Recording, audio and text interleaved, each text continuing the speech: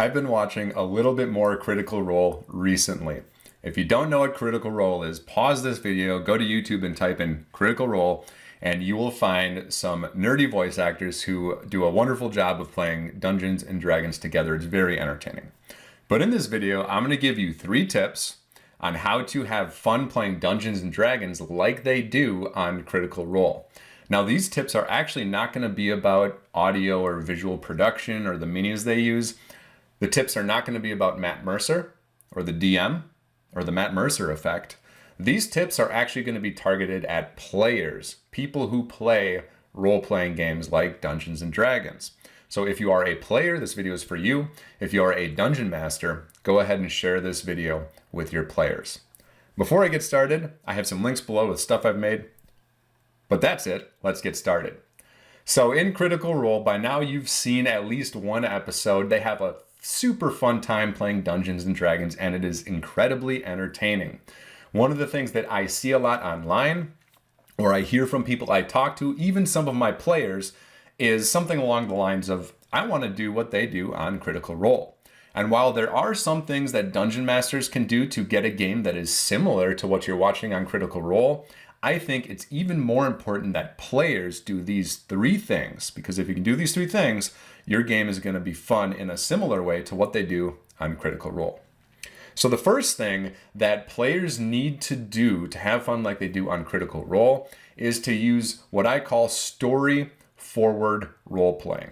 Now, one of the best things about RPGs, role-playing games like Dungeons and Dragons, is that you get to control a character and role-play that character. But there's a big trap that especially new role players fall into, is they make a decision for their character that isn't really fun and doesn't really move the story forward, and then they justify the decision by saying, well, it's what my character would do. And despite the silly voice that I used, it's not that silly of a problem, because it just creates an unfun story where not everybody gets to move forward in a fun way. So I'll paint a picture here. Let's pretend we have a party of 4 characters fighting orcs. Okay, there's a fighter, there's a cleric, there's a wizard, and there's a rogue. The battle's been going on for a few rounds, and the wizard has taken too much damage and fallen unconscious. On their first turn, while unconscious, they fail their death saving throw. And on their second turn, they fail their death saving throw. So now it's the round where the wizard will need to make their 3rd death saving throw. And if they fail, their character is dead. Well, it's the warrior's turn. And the wizard says, hey, come heal me, please. Or at least the player does. The fighter says, you know what? My character actually hates orcs a lot. So instead of healing you, I'm actually going to go fight the orcs again, because that's what my character would do. And so the fighter goes to do that. The cleric's turn comes up next, and the cleric says, actually, I would love to heal you, Mr. Wizard, but my character follows the deity of the god of war, and it would actually be a sin for my character to stop fighting in the middle of a battle. So I'm going to go fight these orcs. And so the cleric goes and fights the orcs. And then it's the rogue's turn. And the rogue, she says, you know what, Mr. Wizard, I know that you need to be healed, but I actually don't care about anybody, because I'm one of those like mean and tough rogues that doesn't care about anybody else except for myself, because I'm very selfish. So I'm going to go stab this orc in the back. So all 3 characters, the fighter, the cleric, and the rogue, they roleplay reasons why their character wouldn't go save the wizard. It's the wizard's turn. They failed their last death saving throw, and now their character is dead. This situation happens all the time, especially with new role players. People, for some reason, they find reasons not to collaborate together in the story, and they don't move the story forward. They're no longer using story forward role playing, because the story is stopping for somebody at that point. It's important as players that you think about how to role play your character in a fun way that will move the story forward with everybody together. And you can do that with the exact same justifications I just used. So we'll take the same scenario, and I'll do the same thing, but instead of doing something unfun, I will do story forward role playing that makes it more fun. So same scenario, it's the fighter's turn. Instead of the fighter saying, oh, I hate orcs, so I'm going to ignore the wizard and fight the orcs, the fighter will say, oh, I hate orcs, but I do remember that time that the wizard cast fireball and it vaporized like 6 orcs at once. Wouldn't it be great if the wizard could do that again? And so the fighter, instead of fighting orcs that turn, goes and stabilizes the wizard. And then maybe it's the cleric's turn, and the cleric, instead of saying, oh, I follow the deity of the god of war, and it would be a sin for me to stop fighting. Instead, they would say something like, you know what? The wizard has finally shown that they're willing to go down in a fight. That means they're a true believer of the god of war. And instead of continuing to fight, I'm going to go heal them so that they continue to fight in the future and they can be another follower of my deity, at least hopefully. And maybe it's the rogue's turn. And maybe instead of the rogue, instead of saying something like, oh, I'm super selfish, I only care about myself. Maybe the rogue, maybe she says, you know what? I am super selfish and I only care about myself, but I know if I save the wizard's going to owe me a favor. And that is very, very powerful. So I'm going to selfishly save the wizard so that I have that favor moving forward. In all three of those cases, the role playing is now story forward in a fun way. The wizard gets saved. The group is still together and moving forward together. But each of the characters are still role-playing those types of moments that they want to. And so that's just one example, but there's a lot of different ways to do this, and obviously a lot of examples. I would suggest that if you're a player and you want to get the most out of your game, similar to what they do in Critical Role, really work on that story-forward role-playing. If you find yourself role-playing your character and it's putting limitations on other characters or putting them at a disadvantage, then you're probably not using story-forward role-playing. And you want to reframe your thinking about how you can move forward in a fun way with the other people at the table. Watch Critical Role. They do a really good job of that. I highly suggest keying on that thing. All right, what's the second thing that you can do to get the most out of your role-playing games like they do in Critical Role? The second thing is to take ownership of the story. Traditionally, Dungeons and Dragons and role-playing games are played when the dungeon master presents a story to the players, and the players passively react to what is being presented to them. Critical Role does more than that. Their players take an active role in the story. Now, there's always going to be some give and take between the dungeon master because the dungeon master is presenting the setting and a lot of the results and outcomes of what the players do. But players have a lot more ownership than they realize about the story that's occurring around them.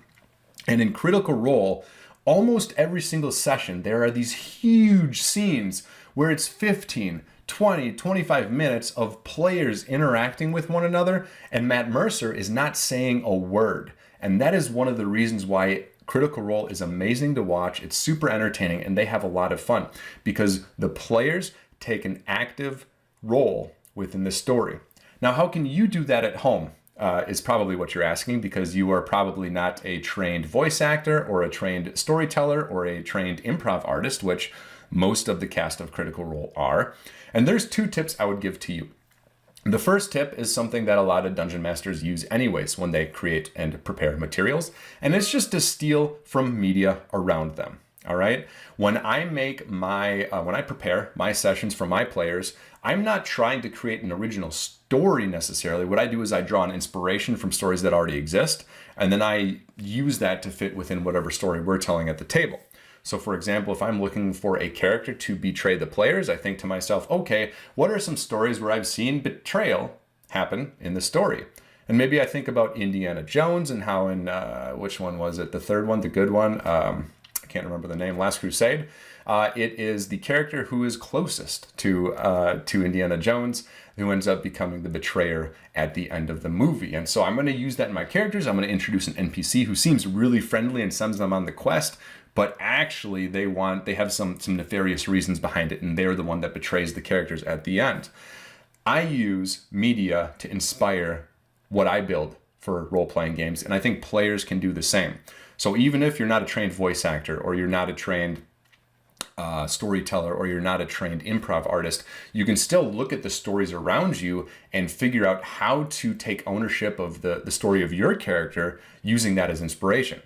So if we go back to our wonderful rogue from the previous example, she is a very selfish, self-centered individual. Well, generally speaking, when stories feature and focus on a selfish, self-centered individual, the character development that takes place there is that character begins to care for somebody, whether it's like relationshipy or platonic, relationship. They begin to actually catch feelings for somebody. And what better way to do that than to catch feelings for another player? So if you're playing that hardened, selfish rogue and you see your wizard friend go down in battle, you might be thinking to yourself, oh my gosh, this is an incredible moment where I can use this moment to develop my character in the story. So the rogue, instead of saying, oh, I want a favor from the wizard, they say, I can't bear to see the wizard on the ground dying. I need to go heal them. And then imagine from the wizard's point of view, as they're waking up and coming to, and it's the rogue, the person who's so selfish, they don't care about anybody, but the rogue is the one who's going over to help out the wizard. That's how you can create and take ownership of these character story moments. And they do that really, really well in Critical Role. Now, again, this is a challenging thing to do. So I have one other tip for you if you want to take more ownership of the story of your character. I suggest planning ahead a little bit. In Critical Role, they talk about how nothing is scripted and it's all kind of off the cuff, off the top of their head as they go. And that works well for them, again, because they are very talented improv artists, voice actors, etc. If you feel a little apprehensive about trying to do that, what I would suggest is thinking ahead about what type of storyline or character development you want your character to go on, what's their journey, and then reach out to some of the other players before a session and say, hey, my rogue is super selfish and you know that, but I want my character to develop a little bit and actually build a relationship with one of the characters. And I was wondering if your wizard character would be okay with my rogue character, starting to become friends, because that would be a big moment for my rogue character. If you can just plan that far ahead so that the two players are on the same page, that means the next time you go into a role-playing session together, whether it's in combat or maybe the wizard's just shivering around a fire and the rogue has an extra cloak or something, you both know what's going to happen. You both know you're on the same page and that you want to build a friendship between the rogue and the wizard, and you can then go do it because you're prepared and you're on the same page. It doesn't have to be detailed, scripted out in like a detailed way, but you're on the same page so you can work together there. So that's what I would suggest if you want to play a game like Critical Role, if you want to be entertained or entertaining like them, is take ownership of the story as far as your character goes. Use art to inspire the character development that you want to do, and maybe do a little preparation. Talk to some other players. Say, hey, I'd like my character to go in this direction, just so you're on the same page when you get into a role-playing situation. Now, the third suggestion I would have if you want to have fun like they do in Critical Role, and this might be the most important, is to be engaged in the story even when it's not your turn, even when your character doesn't have the spotlight. I remember the first time I was watching Critical Role, it was a long time ago. I had heard so much about Matt Mercer and how good of a dungeon master he was, and I sat there and I watched him be a dungeon master for 7 players. But it wasn't the dungeon mastering I was like blown away by. It was the players and how they sat there during combat, even when it wasn't their turn. There was 10, 15 minutes sometimes between turns, and they're like, oh yeah, they're really dialed into what's happening. When it was a role-playing scene and it was 2 players role-playing together and they didn't have the spotlight, they were sitting there at the table intently nodding or giving like a ooh or a ah or a they were doing the appropriate responses to the scene that was taking place, and it was absolutely amazing. Nobody was on their phone. Nobody was getting up and walking around. Nobody was, paging through a book somewhere. Nobody was looking at rules. They were all engaged in the scene at place. They were giving appropriate responses, and that's how you can have fun like they do on Critical Role. It really enables the style of game that they're playing. If you can stay engaged, even when it's not your turn, it does so many good things for the game. First of all, you don't miss information. I can't tell you how many times somebody is on their phone because they got an Instagram notification or something like that, and then they look up and say, oh, my character's going to go open the door, and everyone's like, what? We just established that the door is burning hot. Don't do that. And they're like, what? I missed that.